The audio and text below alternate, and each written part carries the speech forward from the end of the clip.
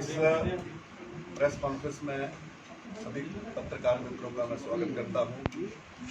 हमारे बीच में युवा एवं खेल मंत्री एवं फॉरेस्ट श्री राकेश पठानिया जी, हमारे बीच में प्रदेश के महामंत्री और मूल फेडरेशन के चेयरमैन श्री त्रिलोक कपूर जी, हमारे बीच में धर्मशाला के स्थानीय विधायक श्री विशाल नहरिया जी और उसके अधिकारी कौशल जी, चक्षु जी, वी शर्मा जी। मैं मंत्री जी से आग्रह करूंगा रानू जी कि आप प्रेस को संबोधन करें। धन्यवाद राकेश जी। आज आप सबसे एक स्पेशल प्रेस कॉन्फ्रेंस डिपार्टमेंट को लेकर करने आपके बीच में आया। 15 अगस्त को सिरमौर में आदरणीय मुख्यमंत्री जी ने एक बहुत बड़ी घोषणा की थी, जिसको मैं आज आपके बीच में एक्सप्लेन कर दिया।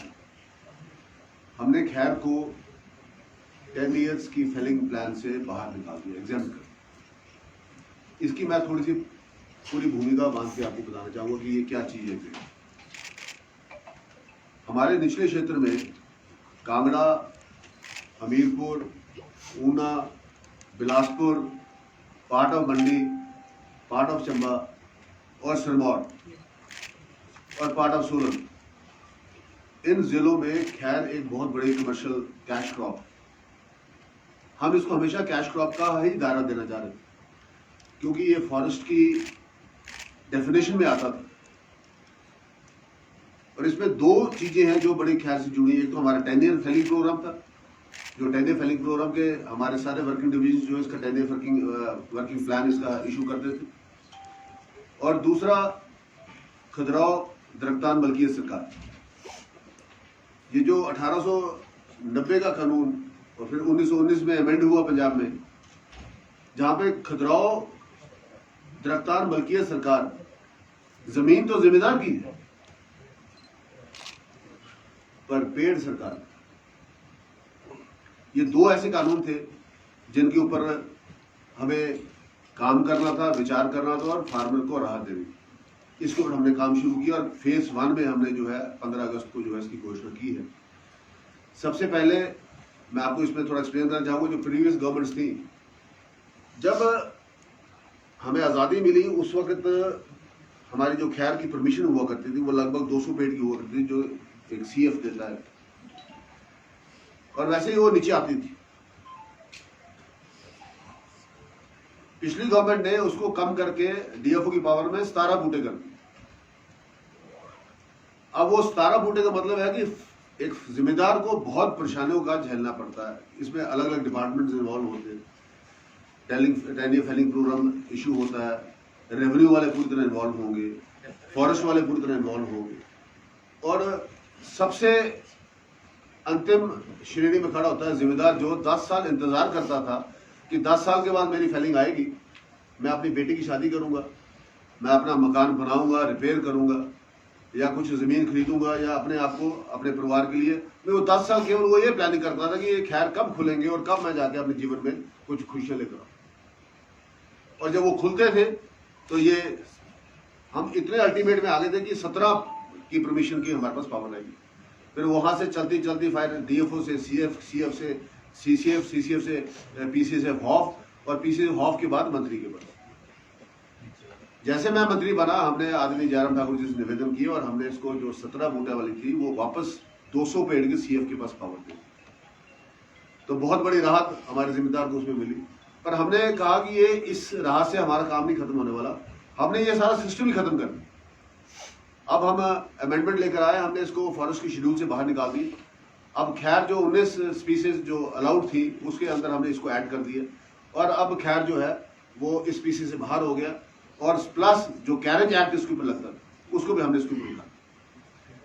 अब इस अमेंडमेंट को हम कॉन्स्टिट्यूशनली गवर्नर साहब से करवा के अगली कैबिनेट में इसको वेट कर रहे हैं, और उसके बाद ये आने वाले आई थिंक 8-10 दिन में ये पूरी तरह से एफिशिएंटली पूरे प्रदेश में ये लॉन्च हो जाएगा। और खजुराहो दरख्तान के बारे में हम भारत सरकार के पास पिछले हफ्ते भी मैं गया था, उससे पिछले हफ्ते भी गया था। हमने इसमें हमारे आदरणीय फॉरेस्ट मिनिस्टर बहुत एक्टिवली हमारी हेल्प कर रहे हैं। पूरा मैटर जो है हमने उसको वेट करा दिया है, भारत सरकार से करा दिया, और भारत सरकार के पास हमारी फाइल मूव हो गई है। वो भी 15 दिन के अंदर खुदराव वाला मामला भी हम हल करने वाले हैं, उसको मैं थोड़ा बाद में एक्सप्लेन करूंगा। पर पहले मैं आपको ये खैर के बारे में अपनी position as a forest minister clear कर दूं। खैर अब आदरणीय जयराम ठाकुर जी के नेतृत्व में हमारे निचले हिमाचल प्रदेश के लिए कांगड़ा, ऊना, हमीरपुर और बिलासपुर जो पूरे जिले में आते हैं, part of Mandi, part of Chamba और सिरमौर में पूरा क्षेत्र लगभग 90% में कवर होता है और सोलन 50% कवर होता है। 32 कॉन्स्टिट्यूंसी में जो है इसका सीधा प्रभाव 2.25 लाख जिम्मेदार को मिलेगा। और राहत 1000 रुपया रेट तो सीधा एक बूटे का बढ़ गया। ये आप ये मान के चलो कि अगर एक खैर का जिम्मेदार मैं एक सरसरी फिगर बोल रहा हूँ कि वो अगर 5 लाख रुपया उसको एक्सपेक्ट करता है मैं 10 साल के बाद कमाऊंगा, तो अब वो उस 5 की जगह 8 लाख या 9 लाख रुपया कमाएगा। प्लस उसको कोई किसी किस्म की हेडेक नहीं रहेगी, कोई किसी किस्म की उसको लीगल फॉर्मेलिटीज नहीं करनी पड़ेगी, कोई उसको पटवारी से निशानदेही नहीं करानी पड़ेगी, खैर का नपवाई नहीं करानी पड़ेगी, तना नहीं नपवाना पड़ेगा। ये सारे के सारे काम जो है ये वैसे भी एक क्योंकि इसका जो है हम कथा बनाते हैं और आयुर्वेदिक मेडिसिन में इसका काफ़ी बहुत बड़ी प्रॉपर्टी है और वैसे भी ये वुड जो है कमर्शियली बहुत वाइबल है। इसलिए एक बहुत बड़ी अनाउंसमेंट आदरणीय मुख्यमंत्री जी ने 15 अगस्त को की है, जिसके तहत अब खैर के लिए हमको 10 सेट की फेलिंग प्लान के लिए इसको एक्सप्लेन कर रहे हैं। मैं आपको थोड़ा सा एग्जाम्पल देना चाहूँगा।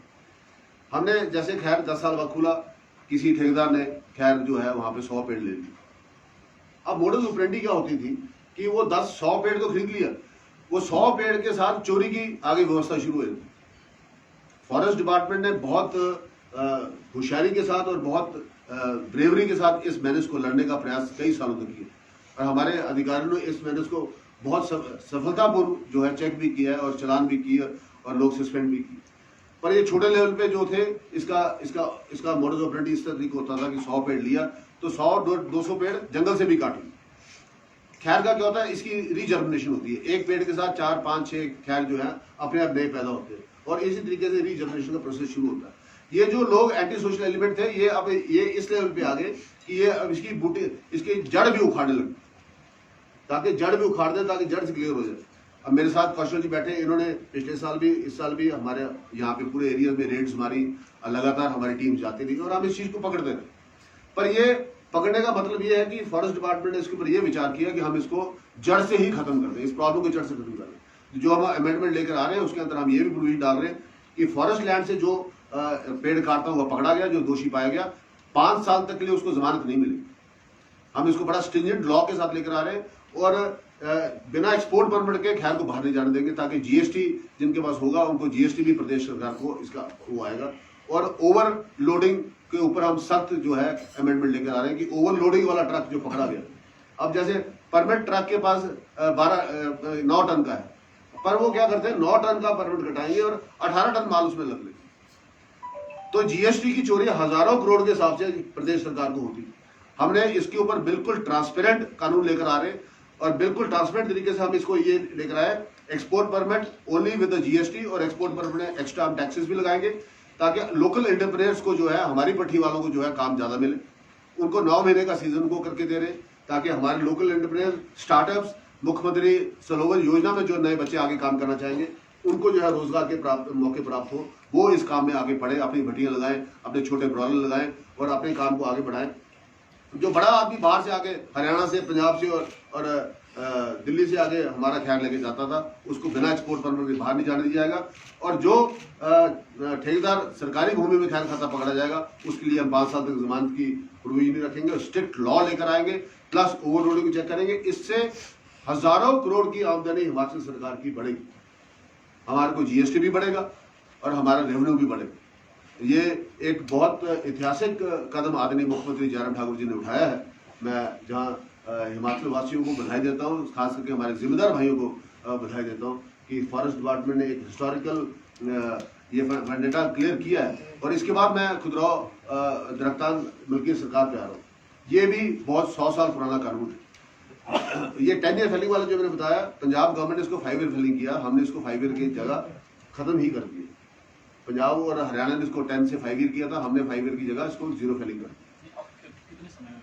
कोई आप you are allowed any time, अब अपना जिम्मेदार जो है अपना सौदा सीधा ठेकेदार से करेगा और अपना रेट अपने मुंह से मांगेगा।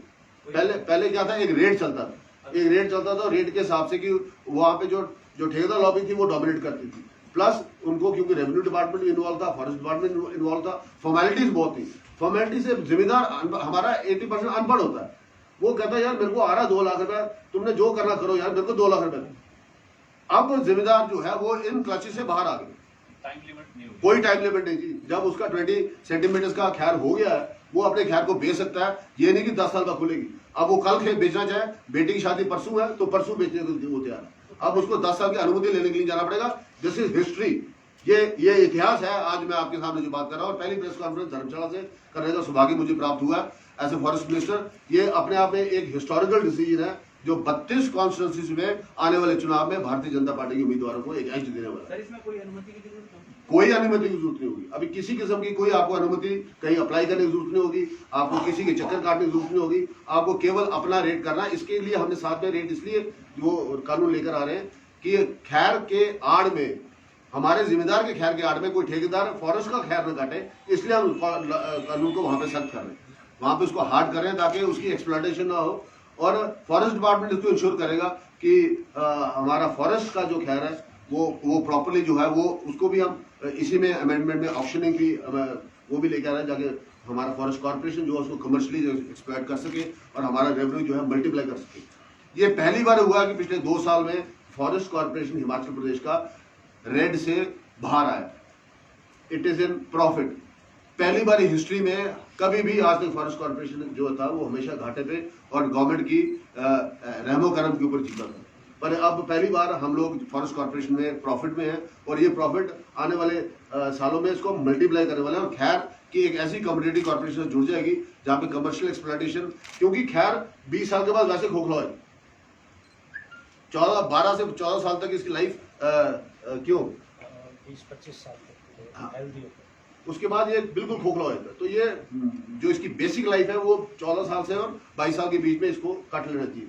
अब फॉरेस्ट में क्या हो रहा है कि वो सेक्टर क्योंकि ऑर्गेनाइज नहीं है तो वो कट नहीं पा रहा, और जो 20, 22, 25 साल से ऊपर चला गया, खैर इतना बड़ा खड़ा पर अंदर से उसकी मेडिकल वैल्यू और उसकी जो कमर्शियल वैल्यू वो बिल्कुल खत्म हो गई, क्योंकि अंदर उसको कीड़ा लग जाता है और वो बिल्कुल खोखला हो जाता है। इसलिए हमने ये इस सारे सिस्टम को रेगुलाइज करने के लिए हिमाचल प्रदेश की रेवेन्यू की आने वाले दिनों में शक्ल ही बदल जाएगी। मैं ये आज आपके बीच में बात करने आया हूँ। इससे एक बहुत बड़ा कमर्शियल बेनिफिट जो है हमारी सरकार को मिलने वाला है। और रेवेन्यू में आप देखेंगे ग्रोथ अगले 1 साल में हमारी गवर्नमेंट की कितनी फिजिकल डेफिनेशन जो है वो कम होगा और हमारी जो है रेवेन्यू ग्रोथ जो है फॉरेस्ट डिपार्टमेंट से एक बार फिर आमदनी बहुत बढ़ेगी।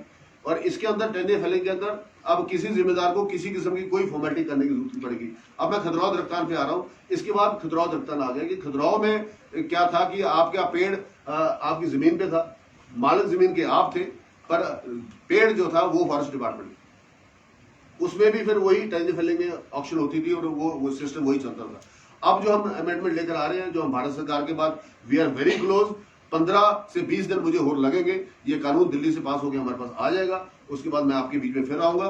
पर वो भी मैं आज बड़ी कॉन्फिडेंस से कह रहा हूँ, आज दिल्ली बात करके आया हूँ। हमारा ये जो है सारा प्रपोजल भारत सरकार के पास चला गया, भारत सरकार से बात हो गई है, सुप्रीम कोर्ट से सारा हमारी फॉर्मेलिटीज पूरी हो चुकी हैं, हर चीज हम पूरा करके आए हैं। और ये खजुराहो दरख्तान भी अगस्त महीने में ही हम जो है जिम्मेदार के सुपुर्द कर देंगे। इसके तहत जहाँ पे खजुराहो में जो मालिक है उसको किसी की परमिशन लेनी पड़ेगी, जो जमीन का मालिक है वही जिम्मेदार अब उस खैर का भी मालिक होगा, उस पेड़ का भी मालिक होगा। ये भी हम खजुराहो दरख्तान के अंदर ला रहे हैं। ये 2 कानून थे जिनकी वजह से हमारे फार्मर को बहुत सारा हार्डशिप करनी पड़ती थी। किसी धूमल साहब की सरकार में एक बार इसको अटेम्प्ट हुआ था तो उसको हमसे खजुराहो में वो ठीक से हम उसको गवर्नमेंट ऑफ इंडिया से टेकअप नहीं कर सके थे, बिकॉज कंकरेंट लिस्ट में आता था, स्टेट लिस्ट में नहीं आता था। इसकी वजह से हमारे को थोड़ा सा इसमें प्रॉब्लम आई थी। हमने इस बार पिछले 1.5-2 साल से एक कदम जो है लीगली फूक के रखा है, अपने आप को बिल्कुल सिक्योर करके आज मैं आपके बीच में आया हूं। और ये खजुराहो दरख्तान के हम अंतिम पड़ाव में है। पर खजुराहो दरख्तान का अंतिम पड़ाव तो हमारा अगस्त महीने में हम खत्म करेंगे। पर खैर का हमने कर दिया है। अगली जो हमारी कैबिनेट की मीटिंग होगी 4-5 दिन में, उसके अंदर ये अमेंडमेंट आ रही है और इसको कानून पास करके हमने इसको फॉरेस्ट की लिस्ट से बाहर निकाल दिया।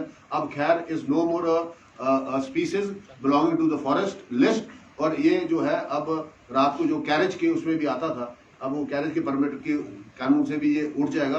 वो जो आपको एक्ट चाहिए होंगे उसकी कॉपी मैं साथ में लाया हूँ, आपको कुछ पूछना तो सर, ऐसा नहीं लगता कि जो वनों में खैर हैं उनके लिए अब अवैध खनन अवैध कटान जो है बढ़ जाएगा, क्योंकि पूरी नजर में रखना वनों में असंभव ही है। मैंने आपको बड़ा क्लियर बोला कि इसके साथ अमेंडमेंट हम लेकर आ रहे हैं कि खैर अगर हमने एक भी पकड़ लिया 5 साल से जमानत नहीं कर रहे, we are coming with a very strict कानून ऑन दिस। और जिम्मेदार जो है, अब जब वो फ्री हो गया, जब उसको कोई कानून नहीं रहा, अब वो सबसे बड़ा रखवाला उन खैरों का वो बन जाएगा। और इसके साथ साथ फॉरेस्ट डिपार्टमेंट ने तो अपनी जो है सारी की सारी न्यूमरेशन कर रखी है। हम तो अब थ्रू सैटेलाइट भी न्यूमरेशन शुरू कर रहे हैं। हमें पता है कि हमारा फॉरेस्ट में कहाँ पे क्या, हम उसकी मार्किंग कर लेंगे। एनुअल मार्किंग के बाद अगर कोई पेड़ काटा वो पकड़ा गया, या फॉरेस्ट का ऑप्शन वहाँ पे सस्पेंड होगा, या वहाँ पे ठेकेदार अंदर होगा। ये सिस्टम पूरा स्टडी कर लिया गया है, इसको हम चेक कर लिया। तभी तो मैंने कहा कि हम कॉर्पोरेशन को बीच में लेकर आएंगे, जहाँ पे कमर्शियली खैर को एक्सप्लॉइट करने का अब वो डिपार्टमेंट खुद करेगा, हमारे ठेकेदार करेंगे, कॉर्पोरेशन करेगा, और इसको कमर्शियली हम इसको वाइबल बनाएंगे। सर, इसका मूल्य भी निर्धारित किया गया है? मूल्य जमींदार करेगा तय, और ठेकेदार तय करेगा। अब इसके अंदर ये होगा कि जैसे मैंने कहा आपको कि 10 साल के बाद ये खुलती थी, अब मेरी भीड़ 1 साल की 6 महीने के लिए खुली है। इससे पहले की वो ठेकेदार की लड़ाई और ठेकेदार कुछ, इसमें एक आप बड़ा अच्छा प्रश्न है ये। प्रैक्टिकल क्या होता था कि ठेकेदार जो रेट करता था जिम्मेदार था, वो उस रेट पे पैसे देता नहीं, और क्या करता था कि ये इतने पेड़ मैंने आपके ले लिए, इतने पेड़ में आपके साथ ये रेट कर लिया, और जब पैसे देने की बारी आती थी मेरे को घाटा पड़ गया, मेरा ये हो गया, मेरा फलाना हो गया। कोई ऐसा हार्ड एंड फास्ट रूल नहीं होता। अब ये सारा क्योंकि अब प्लानिंग ओपनिंग हो गई है, अब जिम्मेदार अपना एफिडेविट उससे फाइल कराएगा, कोर्ट में ले जाके उसका एग्रीमेंट कराएगा, और बोलेगा इतने दिन में पेमेंट आती है तो ठीक है, और एडवांस चेक उनसे लेगा। अब उसके अंदर जिम्मेदार टोटली 100% सिक्योर होगा। सर, रमेश दवाला जी ने बयान दिया था कि प्रदेश में इतने खैर हैं, अगर उनको काट दिया जाए तो प्रदेश कर्ज मुक्त हो जाएगा। अब तो आपने प्रोसेस भी बड़ा आसान कर दिया है। देखिए, धवाला जी की बार बार अच्छी सजेशन विधानसभा में आती रही है, और मंत्री बनने से पहले मैं भी इसके ऊपर खूब बोलता, क्योंकि मेरा जिस एरिया से आता है वहाँ पे खिदराव और खैर खूब होता है।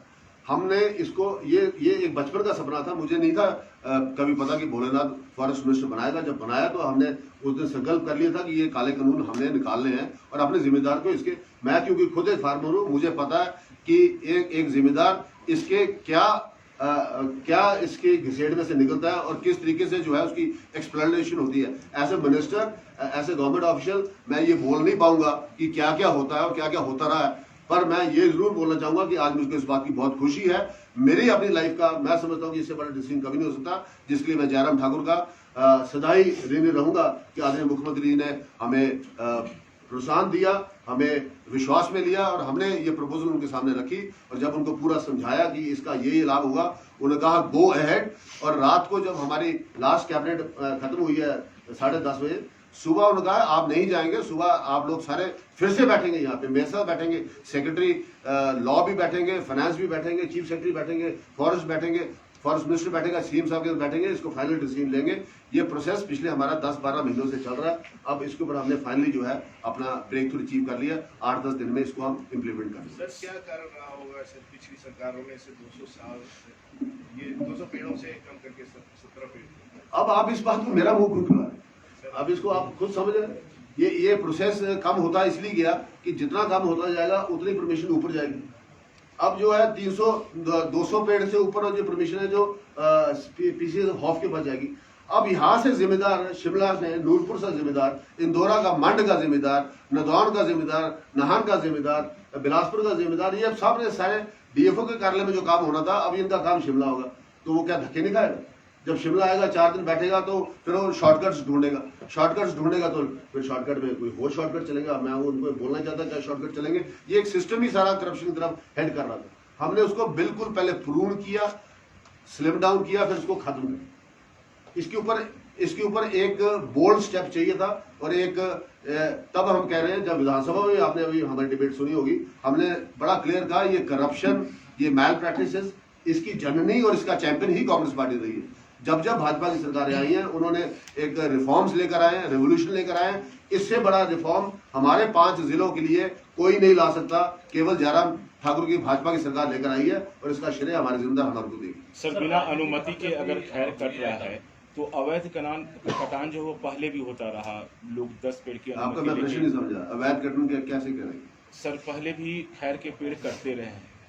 मेरा सिंपल सा सवाल ये है कि अब तो अनुमति की आवश्यकता नहीं है, सरकारी जमीन पर जो खैर के पेड़ हैं उसकी अवैध कटान कैसे रोकेंगे? पहले भी सरकार मैं बार बार नहीं बोला, नहीं, नियम तो ला रहे हैं आप, लेकिन उसको फोकस कौन करेगा सर? मैंने आपको ये भी एक्सप्लेन कर, ध्यान से मेरी बात सुनिएगा, मैंने बड़ा क्लियरली इसको एक्सप्लेन किया है, सारे प्रोसेस को मैंने एक्सप्लेन कर दिया, मुझे बार बार मत वो एक प्रश्न सर राजनीतिक हलचल हुई है कल, खासतौर पर कांगड़ा बड़ा जिला है और आप यहाँ के मंत्री हैं। बड़ा इंटरेस्टिंग फिनोमेना है जो सुनील जी, अगर आप देखें उसमें एक खैर के नीचे स्टेम्स निकलती हैं अलग अलग, उसकी शूट लगती है, फिर वो अलग से एक पेड़ तैयार होता है। जब हम फेलिंग करते हैं एक पेड़ निकालते हैं तो उसी जगह में 6 और मिलते हैं, जो जिसकी ग्रोथ जो है बहुत फास्ट होती है। अब जो पांडे जी प्रश्न पूछ रहे हैं उसको मैं फिर से स्पेसिफाई कर देता हूँ कि इसके अंदर जो आपने, अब हमारी न्यूमरेशन का मतलब होता है कि हम गिनती करते हैं। अब पहले क्या था, जिम्मेदार का जमीन साथ में लगती थी, कुछ साथ में बन लगता था, तो पहले डिमार्केशन करनी पड़ती, डिमार्केशन बड़ा लंबा प्रोसेस था। अब क्या डिमार्केशन हो चुकी है लगभग कई सालों से, क्योंकि टेंडर फेलिंग चल रही है, तो हर एक गांव में डिमार्केशन अपने जिम्मेदार की हो चुकी है। अब हमारे एरियाज आइडेंटिफाइड है, अब फॉरेस्ट के अंदर जो खैर है उसको हम मार्किंग कर देंगे, उसको हम आइडेंटिफाई कर देंगे कि इस जंगल में इतना खैर है और इतने साल का खैर है, उसका हमारा रिकॉर्ड ऑनलाइन चढ़ जाएगा और कंप्यूटराइज वो रिकॉर्ड हो जाएगा। सारा का सारा खैर जो है, जो डिपार्टमेंट का है, जो फॉरेस्ट में है, उसको हम ऑनलाइन करने वाले हैं अगले आने वाले 2 महीने के अंदर। वो उसका मालिक फिर कॉर्पोरेशन बन जाएगा। कॉर्पोरेशन जो जैसे ठेकेदार इस खैर को करता है, वैसे कॉर्पोरेशन कमर्शियली उस खैर के साथ जो है अपनी एक्टिविटी करेगा और रेवेन्यू, वो जो खैर वन में पड़ा सड़ जाता था 25, 30, 40 साल तक, उसको कोई हाथ ही नहीं लगाता था, वहां पहुंच नहीं पाते, उसकी न्यूमरेशन हम करके हम उसको जो है फॉरेस्ट प्रॉपर्टी में लेकर आएंगे, ताकि पूरे खैर का जो है कमर्शियल दोहन हो सके।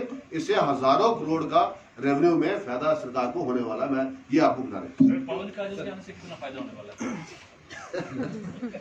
पवन खाने के आने वाला बहुत ज्यादा फायदा होने वाला, बहुत बड़ा फायदा होने वाला। सर आज ऐसे अभी तक हम कोई हो जाए हम तो स्वागत करें, नहीं ना, हम बिल्कुल हम स्वागत करें। सर बतौर खेल मंत्री कॉमनवेल्थ गेम में जो हिमाचल की प्रतिभा सामने आई है, उसके लिए बतौर स्पोर्ट्स मिनिस्टर या हिमाचल प्रदेश की सरकार क्या कुछ अहम योगदान वाली कदम उठाने वाली है? देखिए, इसमें हमने जो नई स्पोर्ट्स पॉलिसी है उसमें चेंजेस लाए हैं।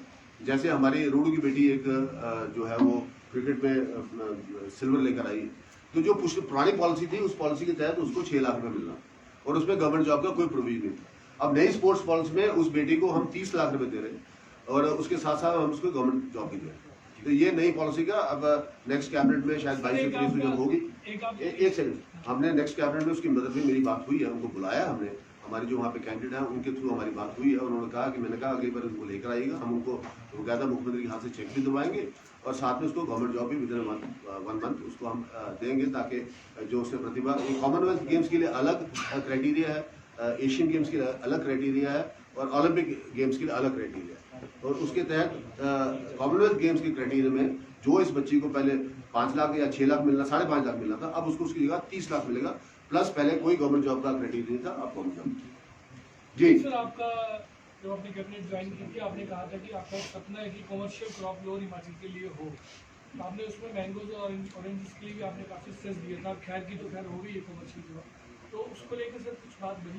जी, हमने ये जो एक नई क्रॉप आम की जो है वो हमारे PCDOs में आना शुरू होगी और हमें बड़ी भारी तादाद में हमें वो हाल नहीं हुआ, क्योंकि it was a very costly. Rajasthan government उसमें पैसे बहुत ज़्यादा मांग रहे, पर हमने उसका रूट स्टॉक मंगवा लिया है और रूट स्टॉक हमारे PCDOs में आना शुरू हो गया है।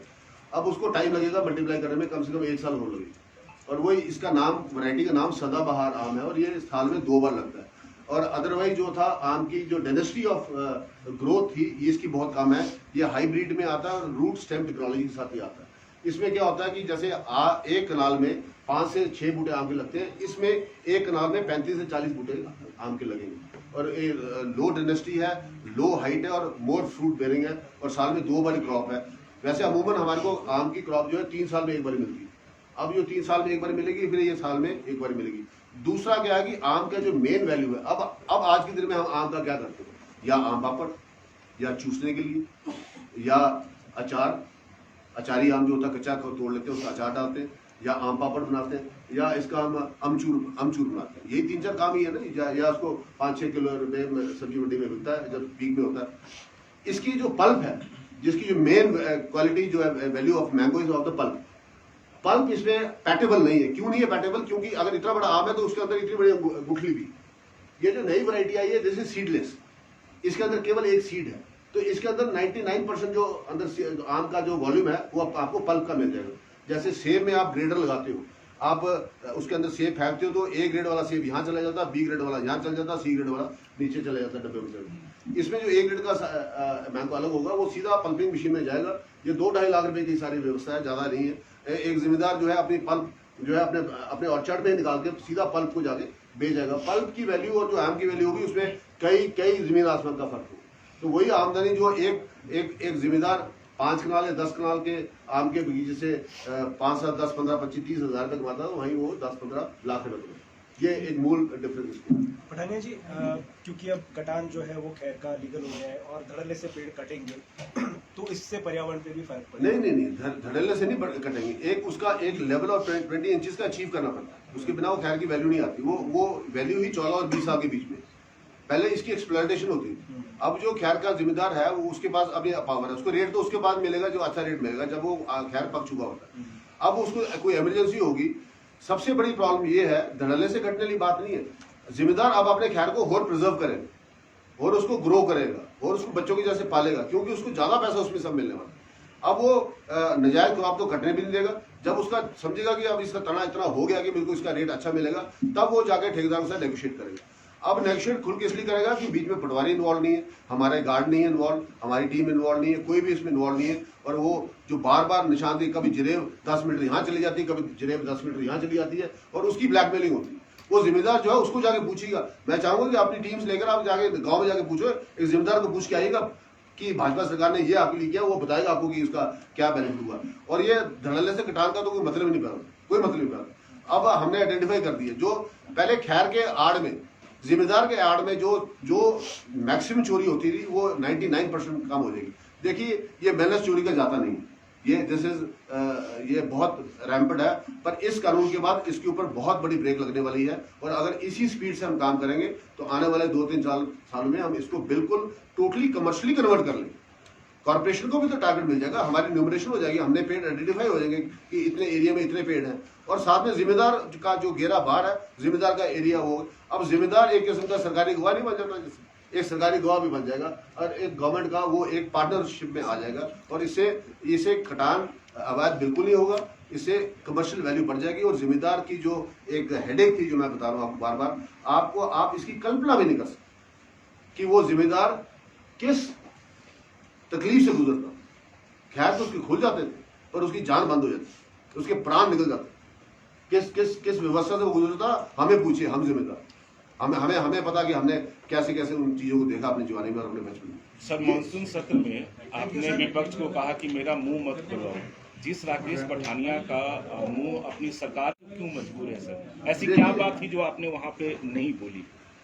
ऐसी बहुत सी बातें होती है वहाँ पे नहीं बोली जाती। जैसे आशा कुमारी जी ज्यादा बोल रही थी, मैंने कहा कि अभी मैं पूरा केस थोड़ा पढ़ के बताऊंगा, पर है आप जमानत है तो केस होगा ना, केस के डिटेल्स है मेरे पास। अब विक्रम दत्त जी को हमने कहा कि आप एक्यूज नंबर 9 है, ये केसेस 7 है मेरे पास, आप बहस कर जाएंगे। मैंने कहा मेरा मुंह मत खुलाओ, जितनी बात है उतनी समझ लो और उसके ऊपर वैसे ही ठपे। ये कहने का मकसद था।